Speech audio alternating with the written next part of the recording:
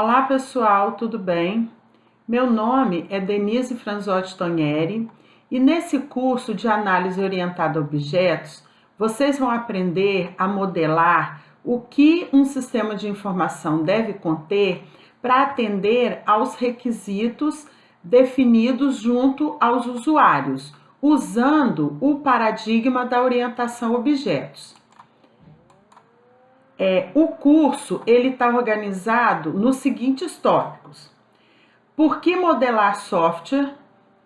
Item 2, os requisitos e seus tipos. Nós vamos discutir um breve histórico sobre a UML, a linguagem de modelagem unificada. Nós vamos abordar a notação UML e os seus diagramas de uma forma geral. Depois, vocês vão aprender a como documentar requisitos utilizando o diagrama de casos de uso e também vão aprender a descrever os casos de uso. Vão também aprender os princípios básicos da orientação a objetos, os principais conceitos da orientação a objetos.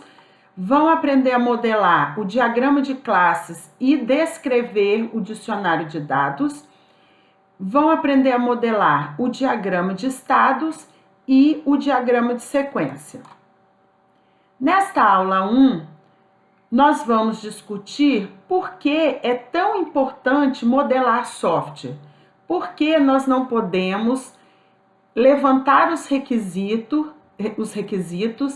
e partir direto para a construção do sistema.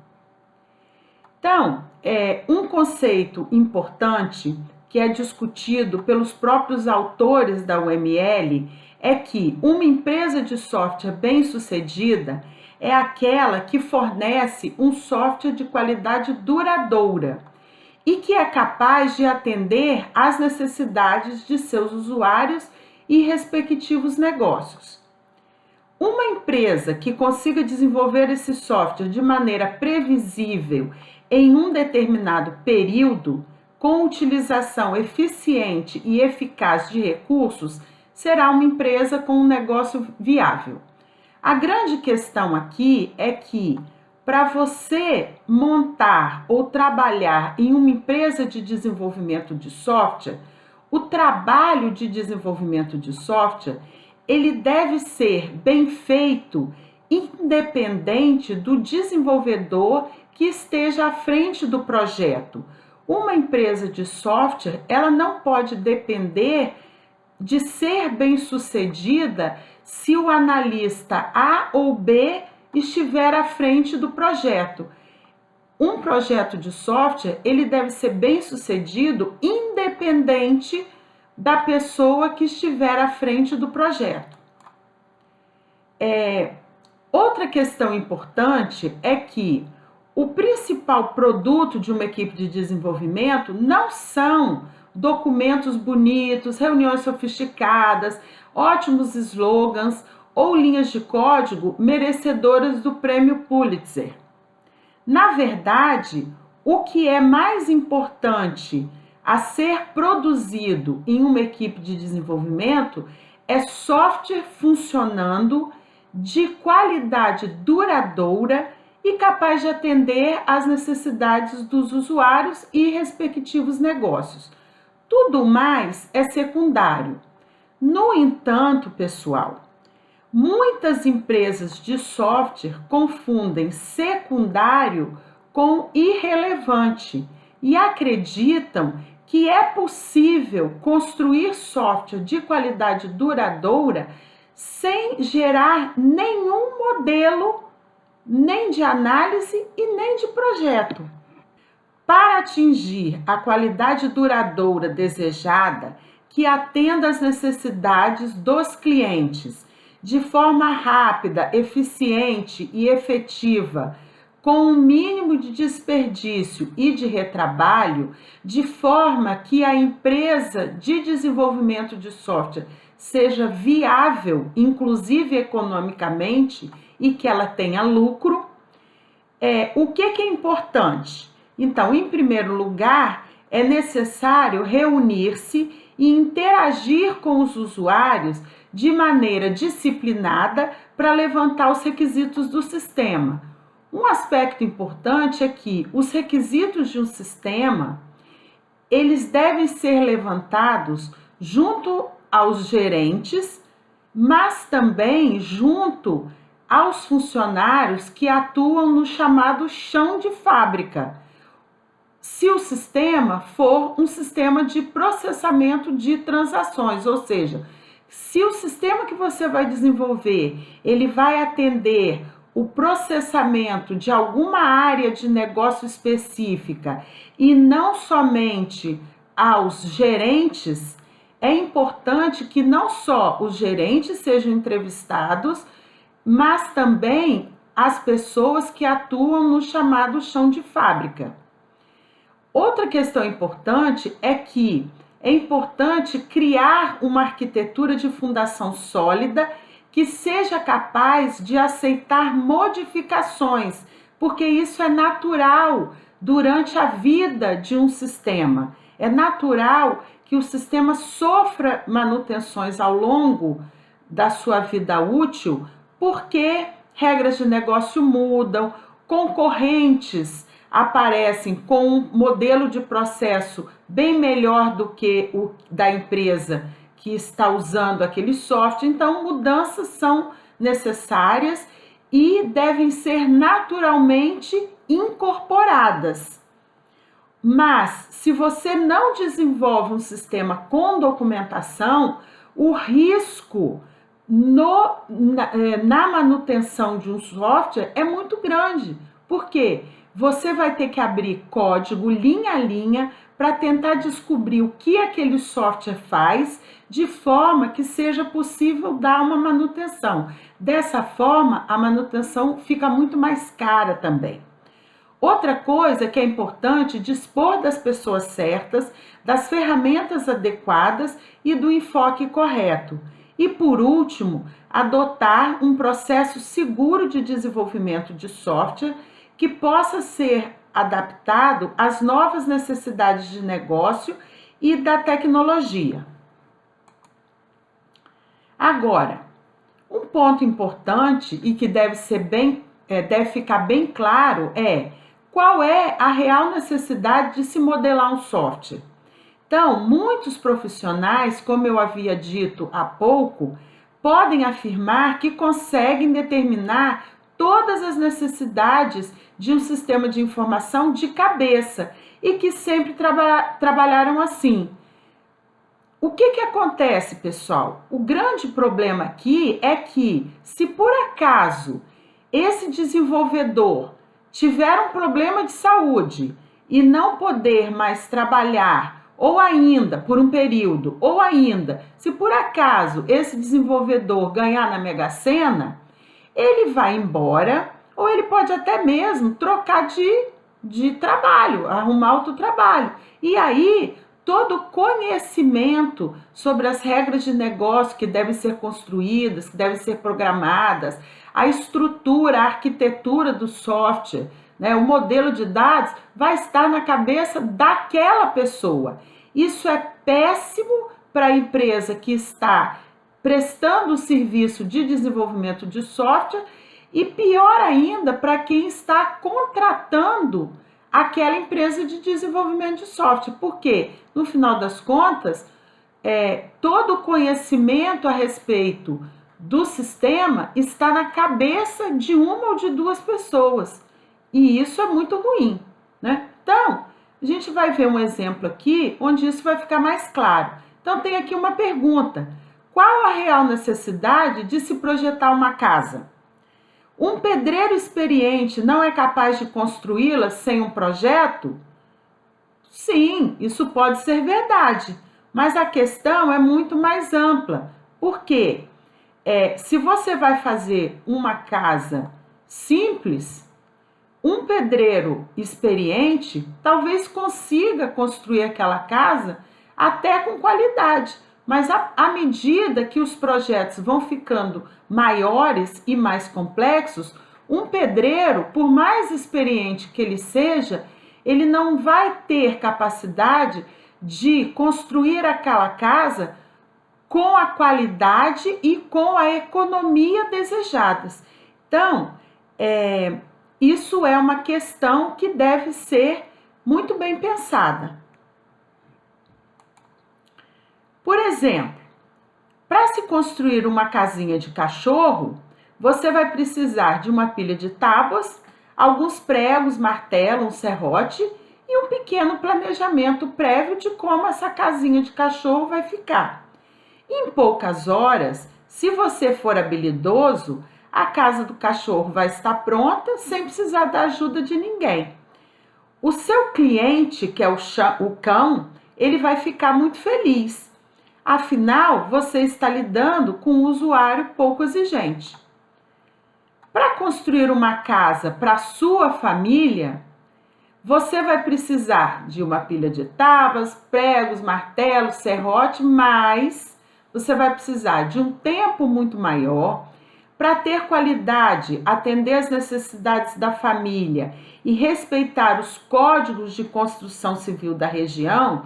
Você vai precisar efetuar desenhos para definir a aparência desejada da casa. Então, você vai ter que fazer projeto arquitetônico e, além disso, você vai ter que fazer projeto hidrossanitário, projeto elétrico, projeto de fundação e por aí vai.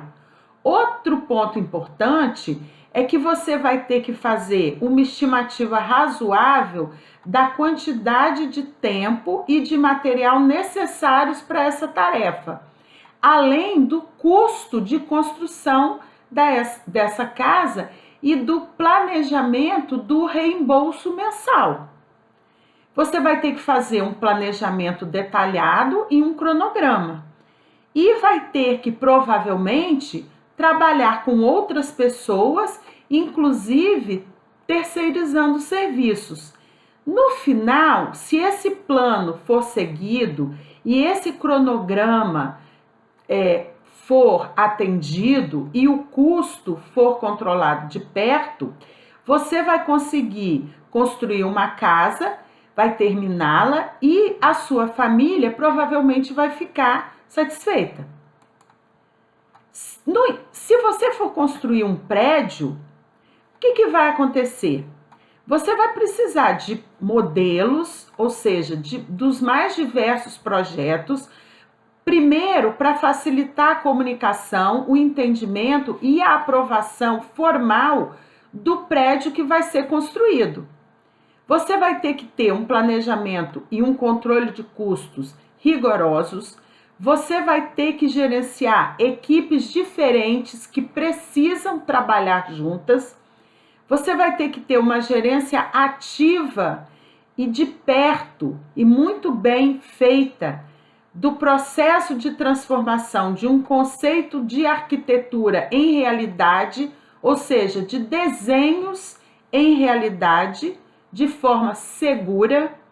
Então, você vai ter que fazer também um controle rigoroso de custos, vai ter que equilibrar os desejos dos futuros ocupantes desse prédio com a realidade das tecnologias de construção e vai ter que manter um relacionamento profissional com os integrantes das equipes. Dessa forma, você provavelmente vai conseguir fazer com que os sócios do empreendimento fiquem satisfeitos. Curiosamente, muitas empresas de desenvolvimento de software começam querendo construir prédios altos como se estivessem fazendo uma casinha de cachorro. Nesse caso, o resultado poderá ser alguns dessas figuras abaixo. Então, você tem aqui uma casa com risco de cair muito grande. Olha essa aqui, ó. Olha essa aqui com certeza foi feita no Brasil, né? Essa aqui é muito interessante, eles foram construir um prédio, né? Só que esqueceram que tinha um poste. Então, na hora de fazer as varandas, eles resolveram fazer deixando o poste no lugar, o que fica uma coisa completamente perigosa, né? Essa aqui, então, nem se fala. Uma rampa para facilitar o acesso dos deficientes físicos, que é impossível de ser usada. Sendo assim, né? Volta a pergunta, por que modelar software? Então, de vez em quando, a sorte ajuda. Com todas as pessoas certas, no momento adequado e com todos os planetas em um alinhamento favorável, talvez, e apenas talvez, você consiga fazer com que sua equipe crie um produto de software capaz de encantar os seus clientes. No entanto, se você não quiser depender de sorte e não quiser digitar milhares de linhas de código desnecessárias e, pior ainda, fazendo horas extras, né? Você deve considerar questões referentes à arquitetura, ao processo, às ferramentas utilizadas para construir, modelar, construir e testar esse software, mesmo se estiver construindo um software do tamanho e ou parecido com uma casinha de cachorro. Caso contrário, se você tiver sucesso e crescer com a grandeza de um prédio, poderá acabar sucumbindo ao seu próprio peso. Isso pode acontecer em qualquer empresa, principalmente as que estão começando. O fato de você ter conseguido construir um software que inicialmente atenda às necessidades dos clientes, principalmente porque você começou desenvolvendo um software pequeno e aí você começa a comercializar esse software sem documentação nenhuma, sem um processo bem adequado, né, sem a utilização correta das ferramentas, o que vai acontecer? Essa versão do software pequeno que você desenvolveu, você vai ter um relativo sucesso ou até um grande sucesso. Mas à medida que a sua empresa estiver crescendo, se você não implantar rapidamente uma cultura de desenvolvimento de qualidade, ou seja, se você não implantar, não seguir um processo de software de qualidade com um controle adequado, a sua empresa vai acabar se perdendo no processo. E quando você começar a desenvolver softwares maiores e mais complexos, você vai acabar não dando conta e a sua empresa vai correr um sério risco de fracassar, né? A gente tem visto vários casos onde isso acontece, né?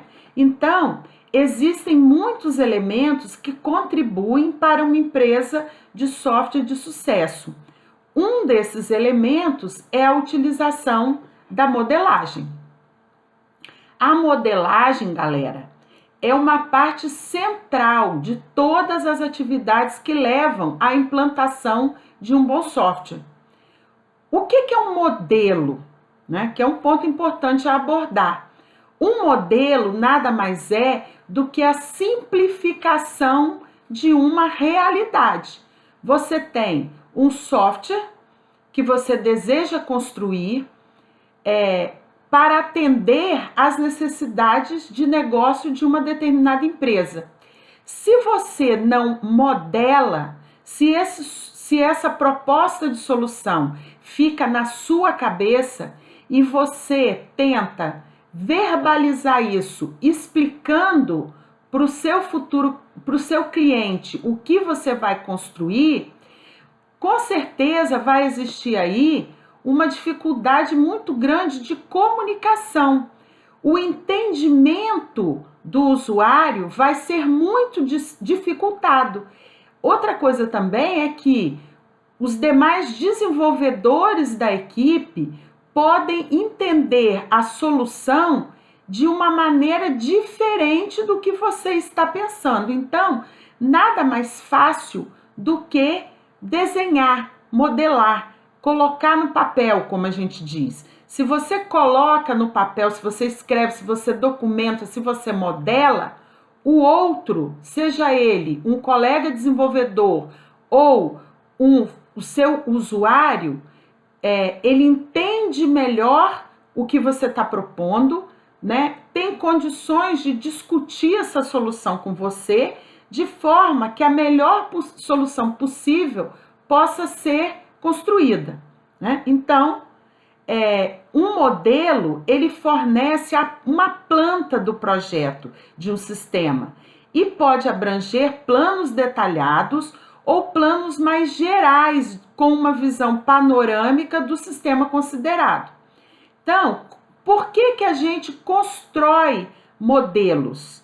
Os pais da UML afirmam que a gente constrói modelos para comunicar a estrutura e o comportamento desejados do sistema de informação que será construído, para visualizar e controlar melhor a arquitetura do sistema. Então, é importante você modelar tanto o que um software deve conter, mas também como ele será construído, principalmente para facilitar o entendimento e promover o reuso, né? E com isso a economia. Para compreender melhor o sistema que estamos elaborando, muitas vezes expondo oportunidades de simplificação e reaproveitamento, e finalmente para gerenciar riscos.